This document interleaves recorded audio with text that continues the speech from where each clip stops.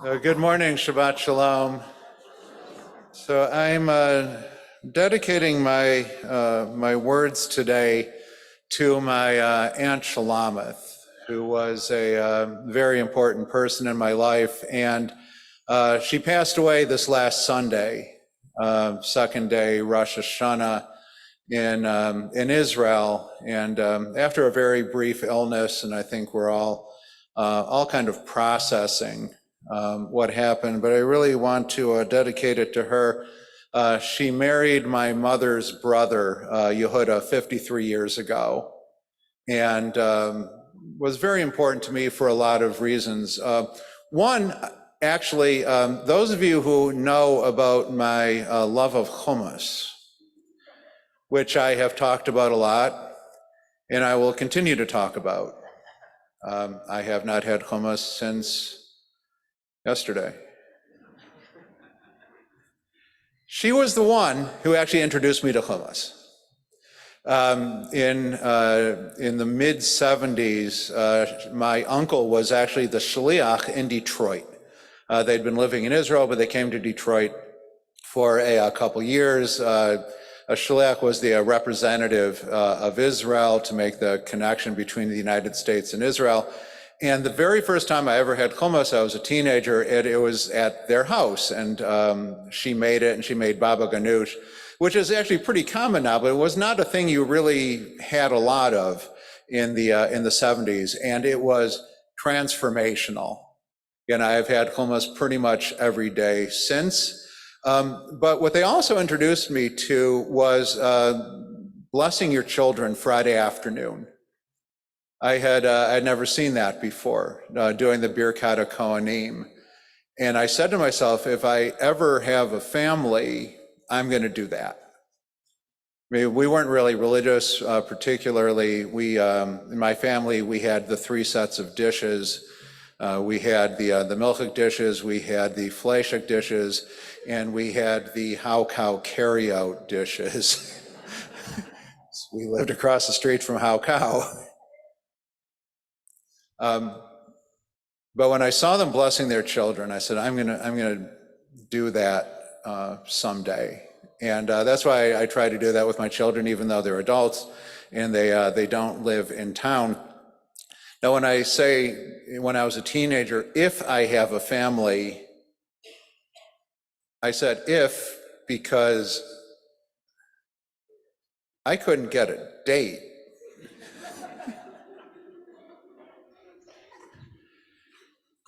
Middle school, high school. But my aunt said someday it's going to be okay. And it turned out okay. She was literally the only one who said it's going to be okay. And it was okay. And the reason I'm also bringing this up is not just that she passed away on Rosh Hashanah, but the Torah reading, and it's what Natalia read for us, is that this was Moses passes away. And he passes away, and he's gathered to his ancestors, to his loved ones, to his people. As Umeid Bahar Asher Ata Ola Shama V'Yosef El Amecha Kasher Meit Aharon Achicha Bahar Hahar V'Yosef El Amav. Says that Moses died on the mountain and was gathered to his people. Now we know Moses is buried alone. Usually when the Torah says that when someone is gathered to their people, it means they're really buried with their relatives. That's what it meant in the early parts of the Torah. But here it says Moses, even though he's buried alone, he's still with his people. And I don't think it just means that he was buried and he's with his ancestors, that even though he's no longer here, he's still with his people. We call the Torah the Torah Moshe. We call it Moses's Torah, not God's Torah, because it's what Moses taught in his lifetime. And that's why we say that anyone who teaches you something, it's their Torah. It's their teaching.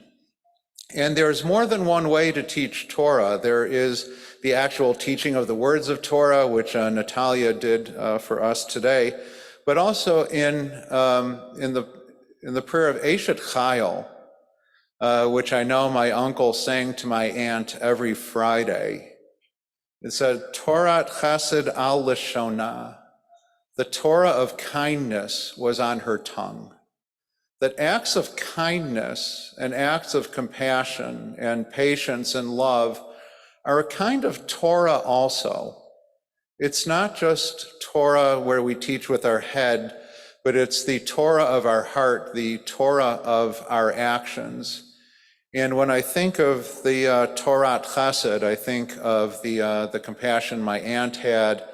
I think of the compassion of so many other people who came before us. So even if they're not here, even if they've been gathered to their ancestors, they're still with our people. And not just because their spirit is with us, which I pray as well, but their Torah, their teaching lasts as well. So what I'd like to leave you with is, what is the Torah that you're giving to other people? What is the teaching that matters the most?